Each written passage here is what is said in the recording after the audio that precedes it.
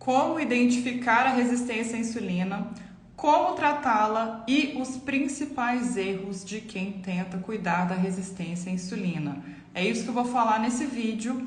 E se você sente muito cansaço, falta de energia, fome constante, tem dificuldade de perder peso, você pode estar com resistência à insulina e tem algumas coisinhas que você precisa saber. Porque seguir uma dieta que todo mundo segue, que alguém que não tem resistência à insulina segue, não vai gerar o mesmo efeito para você, porque você tem aí muita insulina que vai dificultar uma boa resposta com dietas tradicionais, bom senso, que tem aí comida saudável, mas que não são voltadas para quem está com excesso de insulina. E o tratamento da resistência à insulina vai além da alimentação, o horário das refeições, o cuidado com o sono, com o treino, com o estresse, e eu vou falar tudo isso por aqui. Tem bastante tempo que eu não faço live, estou muito feliz de estar aqui. Essa live é de utilidade pública, então se você lembrou de alguém que tem resistência à insulina, já compartilha esse conteúdo aqui, que eu tenho certeza que vai ajudar bastante. Se não for para fazer uma live útil, eu nem venho. Então, estou aqui para entregar o meu melhor. Espero que as minhas pacientes que estão em acompanhamento estejam aqui hoje também, tá bom? Então, eu vou entrar no conteúdo no final. Eu tiro as dúvidas de quem estiver ao vivo. Se você está assistindo a gravação, deixa um comentário que eu vou responder a sua dúvida com o maior prazer, tá bom? Se você ainda não me conhece, meu nome é Sofia Rezende, eu sou nutricionista. Eu fui uma gordinha, né, uma criança gordinha, uma criança obesa, passei pelo efeito sanfona a vida toda.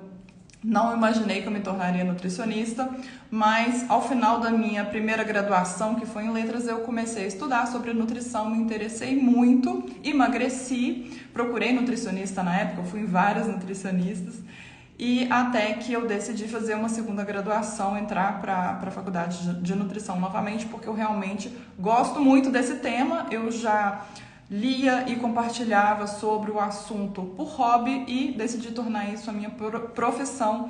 E hoje eu sou muito feliz ajudando mulheres a ter mais qualidade de vida, mulheres com mais de 40 anos, esse é o meu principal público. Tá bom? Então, durante a graduação eu comecei a estudar dietas baixas em carboidratos, estudar resistência à insulina e me especializei justamente nessa área. Então, se você suspeita que você tem resistência à insulina, pré-diabetes, está com medo do diabetes, aqui é o seu lugar, tá bom? Já tô vendo aí pacientes, a Priscila tá aqui, a Raquel, a Ana. Gente, muito obrigada por estar aqui, fico muito feliz de ver vocês aqui. Tá bom? Então, esse encontro, essa aula, esse conteúdo aqui vai ser um resumão. Tudo que você precisa saber sobre resistência à insulina eu vou falar hoje. Então, vamos embora para o conteúdo sem enrolação. Antes de explicar como identificar a resistência à insulina, você tem que entender rapidamente, né, brevemente, o que é resistência à insulina. Resistência é quando a insulina que você produz, a insulina, ela é um hormônio que você produz mais desse hormônio quando você come muita glicose, muito carboidrato. A função da insulina é manter os níveis de glicose no seu sangue, que é o açúcar no sangue, sob controle. A gente tem a glicose em jejum, que é a glicose basal. Ela é um pouco mais baixa, mas ela não é zerada, porque o nosso fígado ele também produz glicose. Então, quando você não come, o seu fígado, ele pega gordura, ele pega proteína e ele consegue transformar isso em glicose para manter os níveis de açúcar no sangue estáveis. Geralmente, entre 70 e 100 é uma glicose basal, é uma glicose de jejum. Quando você come, essa glicose sobe um pouquinho, né? Deveria subir só um pouquinho. Ela pode ir a 120, 130, 140, mais do que isso não é desejável. E a função da insulina é fazer com que essa glicose volte lá para basal, para 100. Quando você está resistente à insulina, o seu corpo precisa produzir muita insulina para dar conta de fazer esse controle glicêmico. E o ideal é que, produzindo pouca insulina, essa insulina ela seja, você fique sensível a essa pouca insulina. Então, quando você está sensível à insulina, pouca insulina é suficiente para manter o controle da glicose no sangue. É isso que a gente quer. Porque quando o pâncreas precisa produzir muita insulina para manter esse controle adequado da glicose, você começa a ter os sintomas da resistência à insulina, que é como a gente identifica, né? Existem exames, eu vou falar dos exames também, mas antes dos exames a gente tem que ficar muito atenta aos sinais e sintomas, porque eles aparecem primeiro. Às vezes o exame ele demora para acusar ali. Então, se você tem os sintomas, você pode ter a resistência à insulina, né? Uma suspeita, podem ter outras coisas por trás também, mas você já fica alerta, né? Então, quais são esses sintomas? Ah, Sofia, eu acho que eu posso estar com resistência à insulina, na minha família tem muita gente que tem resistência à insulina, pré-diabetes e diabetes. Qual que é a diferença, né, do pré-diabetes e do diabetes? Quando a gente não cuida da resistência à insulina e o tempo passa e você tem uma genética que favorece o desenvolvimento aí do diabetes, chega um ponto que a sua insulina ela para de conseguir fazer esse controle glicêmico adequadamente, né? Ou porque você vai ficar muito resistente à insulina e por mais que o seu pâncreas produza muita insulina, não é suficiente para manter o controle glicêmico. E aí você vai desenvolver pré-diabetes e diabetes. Ou então, quando a gente vai envelhecendo, né, você já deve ter percebido que a maioria dos diabéticos tipo 2, né, que eu tô falando de diabético tipo 2, são pessoas de mais idade. Porque quando a gente envelhece, o pâncreas ele pode começar a falhar e produzir menos insulina. Com menos insulina, esse controle glicêmico fica prejudicado e também desenvolve ali o diabetes, tá? Então, nem todo diabético passa pela resistência à insulina. Existe o diabético que ele nunca teve resistência à insulina, mas ele foi envelhecendo e na família tem a genética do diabetes e o pâncreas, ele em vez de, ele não produz muita insulina, mas ele começa a produzir pouca insulina e isso causa o descontrole glicêmico. Mas quem tem resistência à insulina aumenta o risco de, com o tempo, com a idade, o pâncreas falhar, o pâncreas ir parando de funcionar e essa insulina ser produzida em menos quantidade e esse controle glicêmico ser prejudicado, tá? Então, o diabetes é quando o controle glicêmico não é bem feito. Na resistência à insulina, pode ser que a sua glicemia esteja ótima, tanto em jejum quanto depois da refeição, mas às custas de muita insulina circulante. E a insulina em excesso, ela prejudica muito a nossa qualidade de vida. Então, fica atenta a esses sintomas, porque se eles estiverem presentes, é capaz que você tenha excesso de insulina circulando. Você pode fazer o exame de insulina para confirmar. Tem outros exames também que falam sobre o metabolismo do carboidrato, que eu vou comentar nessa aula, né? Mas com os sintomas você já consegue ter suspeitas mais fortes, né? Ou, enfim, investigar. Então, quais são esses sintomas? Um cansaço constante, porque não chega energia para dentro da célula. A função da insulina é levar a glicose que está no sangue para dentro da célula, para a célula usar como energia. Então, uma pessoa que sente muito cansaço, no geral, e principalmente após as refeições. Então, ela come, ela deveria se sentir com mais energia, mas acontece o oposto. Eu já tive uma paciente que ela chegou para mim, ela era advogada. E ela falou, Sofia, eu acordo e eu evito comer, porque depois que eu como, eu não sou ninguém o resto do dia. Justamente porque estava muito forte esse sintoma do cansaço. Ela ficava desnorteada depois, porque começava a oscilação da glicose ao longo do dia e ela tinha dificuldade de trabalhar, né? Então, com pouco tempo, 1 semana, 2 semanas depois que eu organizei a alimentação dela, ela veio me contar que ela já estava conseguindo acordar, comer e trabalhar, coisa que ela não estava conseguindo por conta desse cansaço causado pela resistência à insulina. A fome também, né? O controle do apetite é muito mais difícil na resistência à insulina. Então, quem acorda com muita fome ou quem faz uma refeição e pouco tempo depois, 1h30, 2 horas depois, já está com muita fome, também é um forte indício da resistência à insulina. O ganho de peso e a dificuldade de perder peso também é característico, porque a insulina, ela é um hormônio que ajuda a gente a formar tecido. Ela é um hormônio anabólico, então ela vai te ajudar a formar tecido de gordura, a formar massa magra também.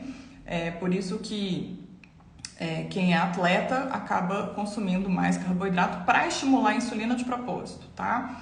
Então, é uma pessoa que, mesmo fazendo uma restrição calórica, o corpo ele tem dificuldade de acessar a gordura para queimar ela por conta desse excesso de insulina circulando, tá?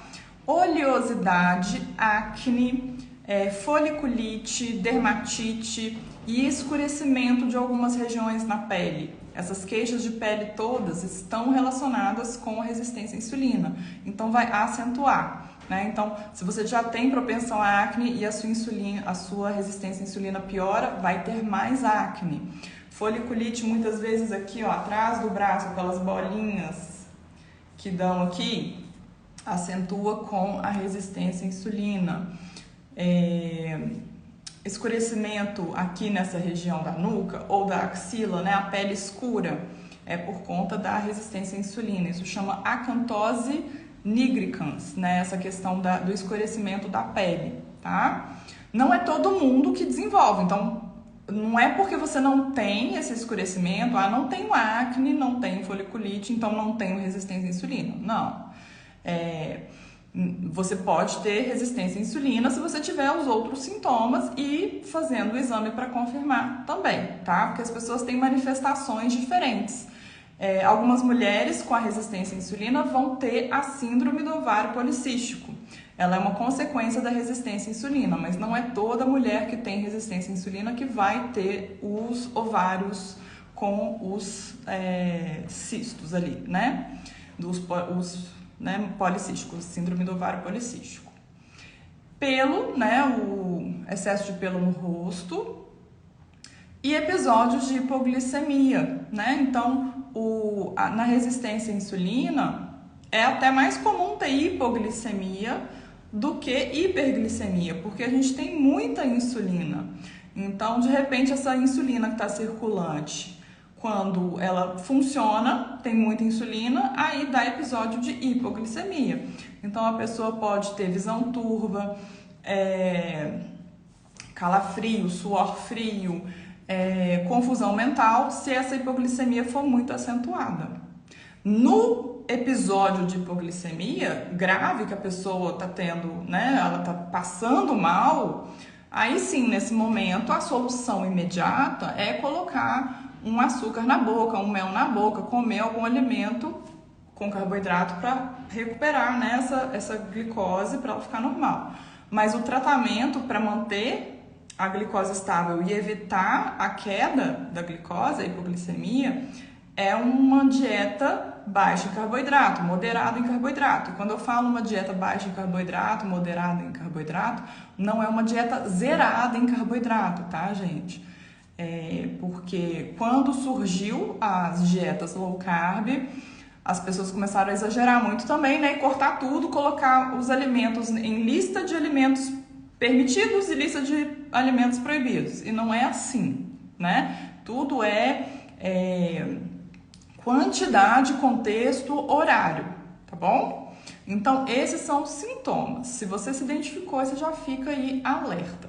E aí, para confirmar, os exames mais diretos é a insulina, tá? Então, muita gente faz exame de glicose e hemoglobina glicada, é o mais comum, né? Os médicos clínicos gerais sempre pedem hemoglobina glicada, glicose, colesterol e hemograma, né? Esse é o basicão. Mas a insulina em jejum, ela diz muito pra gente, porque se você tem resistência à insulina, a sua glicose pode estar linda, glicose lá 80. Sua hemoglobina glicada às vezes está até baixa, sua hemoglobina glicada está 4,5. Aí o médico fala assim, nossa, você está ótima, maravilhosa. Mas ele não olhou a sua insulina e não olhou os sintomas, né? Tem que olhar esses sintomas. Então, a insulina e a glicose, a gente precisa desses dois valores para eu entender quanto de insulina você está produzindo para manter aquela glicose. Então, olha só, uma pessoa pode ter a glicose de 99 e a insulina de 17, né? Desculpa, errei o exemplo. A glicose de 99 e a insulina de 5. Aí ela olha para aquela glicose de 99 e fala assim, nossa, tá alto, né? 99, tá ali no limite, não estou bem, né? Mas a insulina dela tá 5. Aí tem uma outra pessoa que tá com a glicose de 90, olha lá, 90, tô ótima, né? 90, só que a insulina dela tá 18. Então, essa relação glicose-insulina é que vai falar pra gente como que está a sua resistência ou a sua sensibilidade à insulina. Tem um cálculo que a gente faz que é multiplicar a insulina pela glicose e dividir pelo número 401. Então, vamos supor que a sua glicose deu 100 e a sua insulina deu 5. 100 vezes 5 vai dar 500, dividido por 401. Se eu fizer uma conta errada, vocês me falam, tá, gente? Que eu sou meio ruim de conta, mas eu acho que eu acertei essa conta, que é simplesinha, né? Deu 1,2, né? Então, eu peguei a insulina de 5, a glicose de 100, eu multipliquei um pelo outro, deu 500, e eu dividi por 401. O número que eu encontrei, 1,2, é o ROMA-IR com H, né? O ROMA-IR é um cálculo que vai me falar como está a sua sensibilidade ou resistência à insulina. Quando esse número está perto de 1, você está sensível à insulina. Quando esse número está muito acima de 1, você está resistente à insulina. Então, sempre tenha esses dois exames, né, glicose e insulina, para entender o seu grau de resistência à insulina. Mas não se apegue apenas a esses números. Laboratório erra exame, laboratório tem métodos de coleta, de avaliação que são falhos, tá? E o exame, ele é uma foto daquele segundo que tirou o seu sangue. Então, é um parâmetro mais direto, mas além dele você vai olhar o restante dos exames e principalmente os seus sintomas, tá? Não fica aí com o negócio do número, né? É o número do exame, é o número de caloria, é o número de quantidade de carboidrato. O corpo é biologia, não é matemática, tá bom? Então, vamos supor que o seu ROMA-IR deu 1,2 ou 1,1 e você falou assim, parece então que eu tô sensível à insulina, mas você está com aqueles sintomas que eu falei, né? Podem ter outras coisas por trás, né? Você pode ter uma deficiência de B12, você pode ter uma tireoide mais lenta, que justifiquem aqueles sintomas.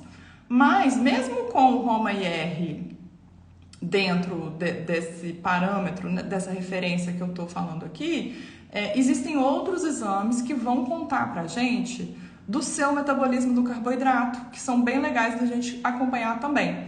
São eles o ácido úrico, tá? Então, o ácido úrico elevado não é excesso de proteína. Ácido úrico elevado é uma má metabolização do carboidrato.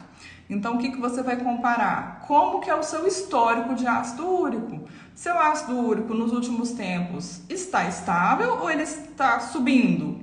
Se você é mulher e seu ácido úrico está acima de 3,9, a sua metabolização do carboidrato não está muito boa, tá? Então, tem duas formas de avaliar, ou o valor absoluto ou você se comparar com você mesma. Então, a gente quer o ácido úrico para mulher até 3,9. Outro parâmetro, o triglicérides.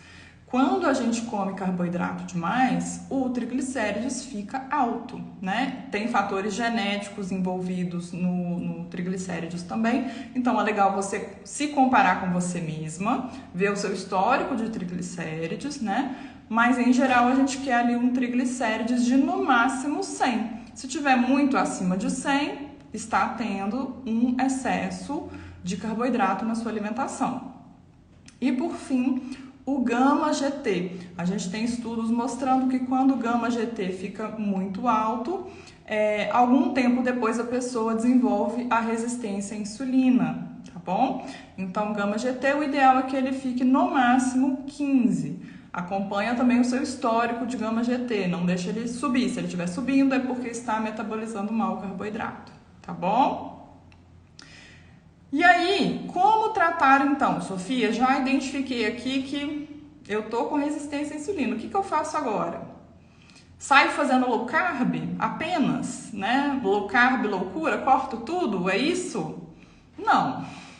Primeiro passo é você olhar para o seu sono e olhar para o seu estresse. Porque sua dieta pode estar maravilhosa, que se você não dormir e você não controlar o seu estresse, tem um outro hormônio que é o cortisol. O cortisol e a insulina, eles estão muito interligados. Se o seu cortisol estiver desregulado, a sua insulina funciona mal. Então, você precisa dormir bem. E quem corta o carboidrato, corta a caloria e fica estressado com tudo, não dorme bem. Atrapalha o cortisol, atrapalha a resistência à insulina, piora a resistência à insulina. Então, tem que ter uma rotina de sono, tem que dormir cedo, no mínimo 7 horas de sono, tá? 7 horas e meia melhor ainda, mas no mínimo 7 horas. Sofia, vale de meia-noite às 7? Não muito. Os estudos mostram, né, que o melhor é a gente dormir mais cedo. Se possível, no máximo 10 e meia. Se não for possível, 11 horas. O que você vai fazer? Você vai tentar dormir um pouco mais cedo do que você dorme, né? Se você tem o hábito de dormir tarde, dormir um pouco mais cedo. Mas o trem da boa noite, o último trem, ele passa ali 10 e meia, tá? Então faz um esforcinho. E pelo menos às 7 horas. E dormir bem, né? Então não adianta dormir cedo, dormir 7 horas, se toda hora você acorda. Se você mexe à noite, se você sente que o seu sono é leve, né? Então, existem coisas na alimentação, existem coisas na suplementação, existem coisas no seu ambiente que podem ser feitas para otimizar esse sono. Precisa ter um sono de boa qualidade. Mulheres aí na perimenopausa, menopausa, costumam ter muita queixa de sono, né? Então, todas essas orientações podem ajudar nesses casos também, né? Tem casos um pouco mais graves que às vezes uma modulação hormonal também ajude muito, né? Mas a maioria das minhas pacientes com a suplementação que eu passo consegue melhorar consideravelmente o sono, né? A gente tem nutrientes, a gente tem fitoterápicos, a gente tem chás. Então precisa olhar para o sono e para o nível de estresse, fazer atividades prazerosas, organizar a rotina, olhar para você, cuidar de você. Isso é muito importante na resistência à insulina, tá bom? Além disso, seu corpo precisa mexer. Atleta não desenvolve resistência à insulina, porque atleta tem músculo. As suas células musculares são muito importantes para manter a insulina baixa, para ajudar nesse controle glicêmico. As células, quanto mais células musculares você tem, mais células tem para poder metabolizar o carboidrato que vem da alimentação. E à medida que a gente envelhece, é natural que a gente perca um pouco de massa muscular. Então, por isso que na atividade física a gente precisa fazer exercício de força e a gente também precisa fazer exercício aeróbico. Os dois são importantes, porque eles têm estímulos diferentes, os dois fazem bem, mas não pode faltar exercício de força para resistência à insulina, porque a gente precisa preservar essa massa muscular. Quem não faz exercício de força não preserva a massa muscular. Então, o estresse, a falta de sono e a idade estão indo no sentido de gastar a sua massa magra. Você precisa fazer algo para contrabalancear isso, que é praticar exercício de força, dormir bem e comer o suficiente de caloria, de proteína, de micronutrientes para formar esse tecido muscular, tá bom? Então lembra disso, ó, atleta não tem resistência à insulina. Então, você precisa do exercício de força. Ele vai ter uma prevenção mais no longo prazo. O exercício aeróbico, ele é ótimo para uma ação aguda também. Então, por exemplo, ou antes ou depois de uma refeição, fazer um exercício aeróbico ajuda a glicemia a ficar mais controlada, tá bom? Um exercício de intensidade moderada, caminhar. Então, se você for, né, você trabalha fora de casa, vai para casa almoçar. Se você for a pé, 15 minutos, almoçou, voltou 15 minutos. Você já ajudou o seu corpo ali a manter um controle glicêmico, tá bom? Então, caminhar após uma refeição que às vezes foi um pouco mais calórica, é uma estratégia legal para manter aí os níveis saudáveis de glicose e de insulina. A crononutrição, né? Então, já falei do sono, já falei o sono e estresse, né? Do exercício. O que é a crononutrição? A crononutrição mostrou que o seu corpo ele metaboliza diferente as calorias e os carboidratos dependendo da hora da sua refeição. Então, se a maior parte das suas calorias são consumidas durante o dia, o seu corpo lida melhor com esse alimento. Se boa parte dessas calorias forem consumidas mais tarde, o seu corpo ele metaboliza pior, né? Esses alimentos. Então faz diferença. Então, com questão de jejum, que ficou muito popular, as pessoas começaram a pular café da manhã, a jantar tarde, todo mundo já tinha esse hábito, né? Jantar tarde, dormir tarde é o mais comum por conta da rotina de trabalho, da modernidade, né? Da vida de hoje. Quanto mais próximo da vida que a gente tinha há 100 anos, 200 anos, 500 anos, 1000 anos atrás, né? Melhor para a sua célula, para o seu DNA, porque ela foi programada dessa forma. Então, na crononutrição, a gente acorda, a gente pode ficar a primeira hora do dia, a primeira hora ou as 2 primeiras horas do dia sem se alimentar, tomando apenas água, tomando chá, evitando cafeína, tá bom? E aí a gente faz uma primeira refeição. Quem não come de manhã e só vai almoçar, gasta muito serotonina. O complexo B e as proteínas na primeira refeição do dia ajudam a segurar a serotonina para ela durar o dia todo. Porque se você gasta essa sua serotonina, no fim do dia você já está irritada, sem paciência, morrendo de fome, come qualquer coisa.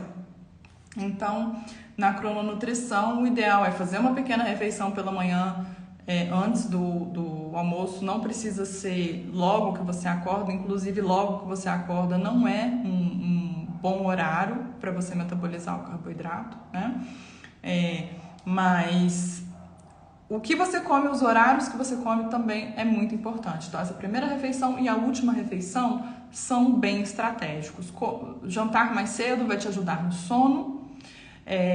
Quando a gente come muito tarde também, a gente metaboliza mal o carboidrato, as calorias, então tem que considerar a crononutrição. Senão vocês olham só para caloria e carboidrato, olha para o número, olha para o cálculo e não lembra dessa questão da organização dos horários, tá?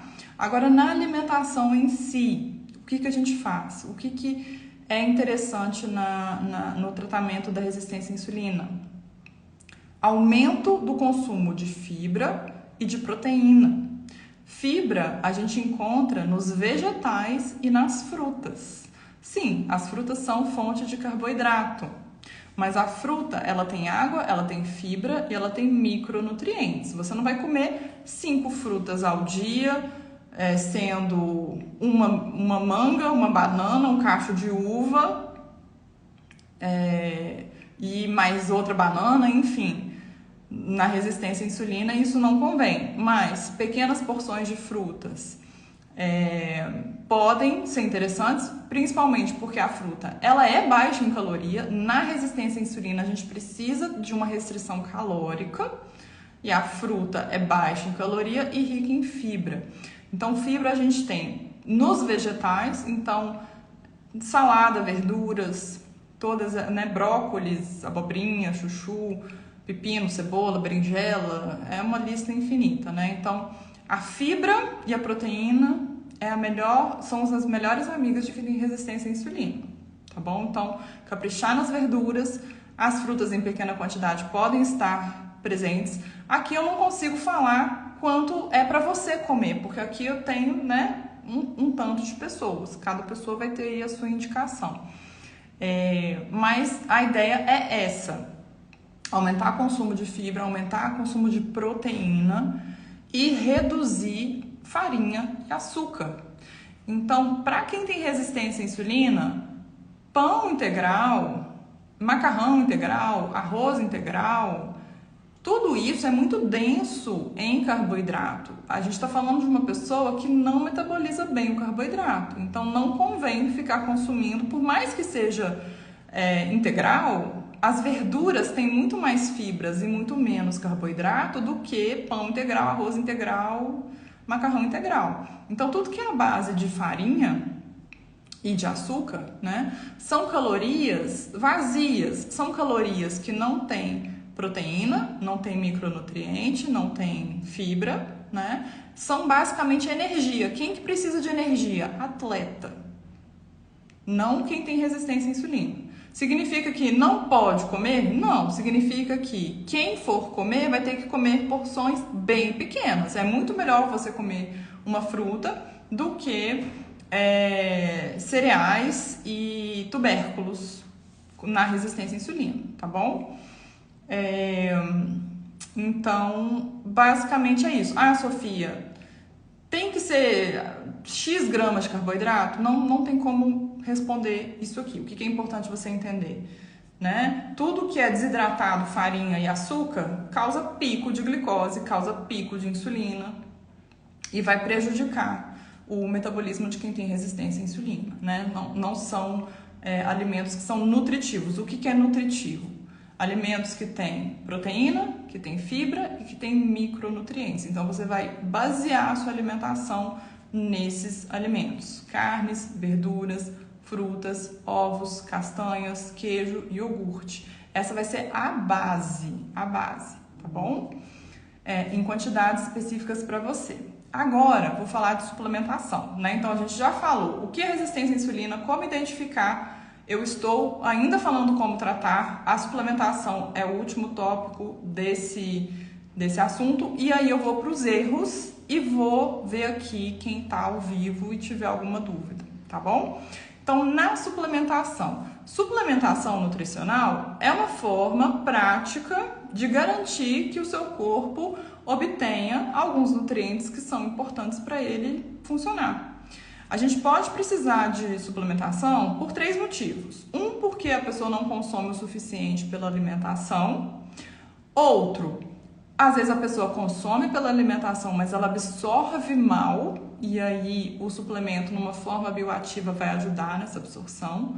E 3, essa pessoa gasta muito. Então, às vezes essa pessoa consome e absorve, mas ela está gastando muito daquele nutriente, por mais que ela coma, por mais que ela absorva, ela tem uma necessidade maior e aí a suplementação vai complementar, tá bom? Então, das suplementações, essa aula aqui, ela está atualizadíssima, né? Porque tem muito tempo que eu estudo sobre resistência à insulina. Cada vez que eu produzo um conteúdo, eu vou trazer aqui o que eu sei de mais recente. Então, eu fiz uma listinha aqui dos nutrientes que tem maior comprovação de ajudar na resistência à insulina. Não tem como eu passar a dose, como usar e tudo, mas eles estão listados aqui. Então, o ômega 3, né, ele é uma gordura com ação anti-inflamatória e que a gente não obtém o suficiente pela nossa alimentação. Então, ômega 3, magnésio também é um nutriente que, mesmo quem come bastante alimentos fonte de magnésio, tem dificuldade em atingir o ideal, porque os alimentos eles não estão tão ricos em magnésio assim. O magnésio ele vem do solo, né? O magnésio é muito importante no intestino, no relaxamento, no sono. Então, o magnésio eu sempre passo. A creatina não é só para atleta. A creatina ajuda muito na resistência a insulina. Eu tenho paciente que faz o controle contínuo da glicemia e quando usa creatina percebe ali que o controle fica melhor, tá? Então, a gente tem muitos estudos, a creatina é um dos suplementos mais estudados, que tem mais evidência. Então, ele tá aqui. O inositol na forma de mioinositol, tá? O mioinositol, ele é uma vitamina do complexo B e é muito interessante na resistência à insulina. Berberina, a berberina é um fitoterápico que tem uma ação parecida com glifage, parecida com metformina, mas ele é um fitoterápico. Então, a gente usa ele para ajudar a manter a glicemia mais estável e, como consequência, o seu corpo produz menos insulina, tá? O cromo é muito comum as pacientes chegarem com baixos níveis de cromo e o cromo tem esse potencial hipoglicemiante, vanádio e molibdênio. Então, cromo, vanádio e molibdênio são micronutrientes traço. Traço significa que a gente usa microgramas, são quantidades bem pequenas, né? Então, esses eu passo manipulado, né? Muitos dos ativos eu passo de forma manipulada, na forma bioativa, né? O ômega já é mais tranquilo de comprar pronto, inclusive o ômega eu só indico o ômega pronto, o magnésio é mais fácil de encontrar pronto, a creatina também. Vitamina C, a vitamina C ajuda também nesse controle do cortisol, tá? Quando a gente está com cortisol alto, a gente precisa de mais vitamina C. Zinco é muito importante. Após infecção, após gripe, após Covid, o zinco ele tende a ficar baixo, ficar depletado. Quem tem muito problema estomacal, quem tem pele muito oleosa, geralmente tem o zinco baixo, tá? Zinco a gente encontra nas carnes, a gente encontra na semente de abóbora, mas quando a gente tem uma deficiência, dificilmente a gente consegue suprir essa deficiência, corrigir essa deficiência somente com alimentação, tá? E o complexo B, todo o complexo B, as pessoas sabem muito da B12, sabem muito da B9, que é o ácido fólico, mas B1, B2, B3, B6, B5... Todas essas do complexo B são muito importantes na metabolização do carboidrato, tá? Então, eu olho pelos níveis de homocisteína, se essa pessoa tem ali necessidade do complexo B. Então, esse é o tratamento. Sono, estresse, exercício, crononutrição, distribuição dos macronutrientes e das calorias, favorecendo fibra, proteína e evitando farinha e açúcar, e a suplementação que eu acabei de falar. E quais são os principais erros? Um deles é fazer low carb é baixo carboidrato, mas não fazer low calorie, que é baixa caloria, né? Então, é importante sim fazer low carb, mas junto com restrição calórica. E quando a gente faz uma low carb com excesso de gordura, e muitas receitas low carb são calóricas por conta dos alimentos que são ricos em gordura, não acontece ali a restrição calórica, não acontece a perda de peso e o excesso de gordura corporal favorece a resistência à insulina, tá bom? Então tem que fazer low carb sim, mas tem que vigiar as calorias. Então muitas vezes tem que fazer esse equilíbrio, tá bom? Incluindo vegetais, incluindo frutas, para manter a caloria baixa, porque são alimentos baixos em caloria. Outro erro super comum, comer pouca proteína. Eu não conheço nenhuma das minhas pacientes chegou para mim comendo proteína suficiente. Também não existe comer proteína demais, a não ser que você esteja consumindo a proteína em pó o dia todo, aí pode ser, mas a comida mesmo, a proteína, né? Pode ter certeza, você está comendo menos proteína do que você deveria, tá bom? Pode aumentar o pedaço da carne que você coloca no almoço, pode comer um ovo a mais, tá bom? Sem medo. Outro erro super comum, os horários errados das refeições, né? Basicamente, os erros é não seguir o que eu falei no tratamento, né? Então, fazer jejum prolongado, fazer as refeições nos horários fora do ideal, ficar muito tempo sem comer, não comer o suficiente o que deveria comer. Quanto mais você come o que convém, menos cabe o que não convém. Quem está bem nutrida não tem espaço para besteira no estômago. A gente tem um estômago só, tem só um espacinho, né? Ninguém come 100% perfeito 100% do tempo. Nem eu, tá? Não como perfeito. Mas eu como muito o que eu deveria, então é só de vez em quando que eu como o que não deveria, né? Porque não sobra muito espaço. E ultraprocessados, então excesso de ultraprocessados em geral. Mesmo que um alimento seja baixo em carboidrato, se ele for ultraprocessado, tiver gorduras ruins, tiver adoçantes ruins, ele vai atrapalhar a sua saúde indiretamente, né? Talvez ele não tenha ali uma ação específica aguda ali na glicemia, né? Mas tudo que faz o seu corpo funcionar pior faz mal para a saúde e indiretamente vai prejudicar a resistência à insulina, tá certo? Então, foi bastante conteúdo, né? Espero que as pessoas que estão aqui online tenham aproveitado. Quem tiver dúvida, aproveita que eu vou ficar aqui mais alguns minutinhos respondendo as dúvidas de vocês. A live vai ficar salva sim. A Bel Santiago falou Roma IR 5.8. 5.8 é uma resistência à insulina considerável. Você perguntou sobre usar o Glifage, 2 comprimidos por dia. Medicamento, você precisa de um médico para te orientar. Você não vai seguir orientação aqui, né? Tem que ser em consulta, mas sim, você tá com resistência à insulina, tá? Tô voltando aqui para ver dúvidas que ficaram ao longo da aula. A Priscila deixou um comentário fofo. Muito bom.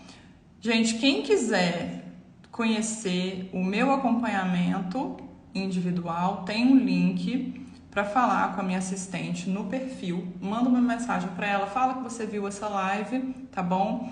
Que ela vai ver se eu tenho um horário disponível na agenda para uma sessão de esclarecimento em que eu vou te explicar um pouquinho melhor como que funciona o acompanhamento.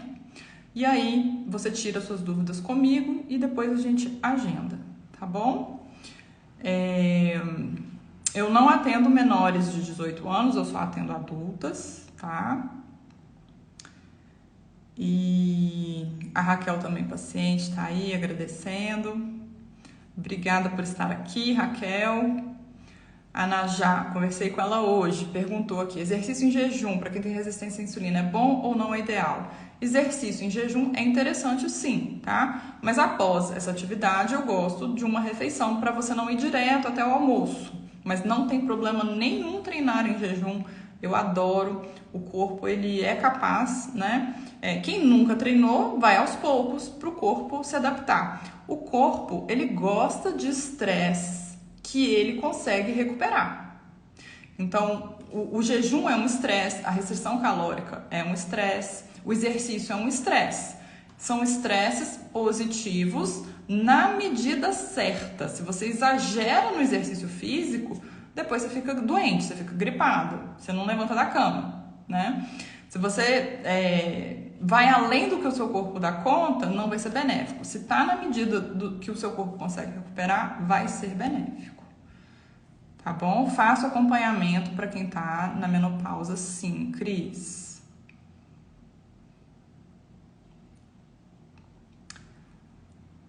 Bom, gente, adorei esse encontro. Vi que não estou tão enferrujada assim, né? É porque eu tô sempre fazendo aulas para quem é paciente, né? Tinha muito tempo que eu não fazia live aberta aqui. Então, espero que vocês tenham aproveitado. Eu tô sempre respondendo caixinha de pergunta, sempre respondendo as mensagens no meu privado. Se você chegou aqui agora, maratona o perfil porque tem muito post, tem Reels, tem carrossel, tem conteúdo, bastante conteúdo aqui, né? Eu tô no Instagram desde 2014, eu nem era nutricionista na época. Então, seja bem-vinda, sinta-se em casa, devore o conteúdo que tem aí no perfil e se você decidir dar o próximo passo, ser acompanhada por mim, vai ser um prazer te atender no consultório online. Eu atendo exclusivamente online, né? Com a pandemia eu migrei para esse formato e tem uma dinâmica bem legal, que eu estou bem próxima de quem está em acompanhamento justamente por estar no online, tá bom? Obrigada pela presença, Vânia. Bom, gente, boa noite e a gente vai se falando, tá bom? Tchau, tchau.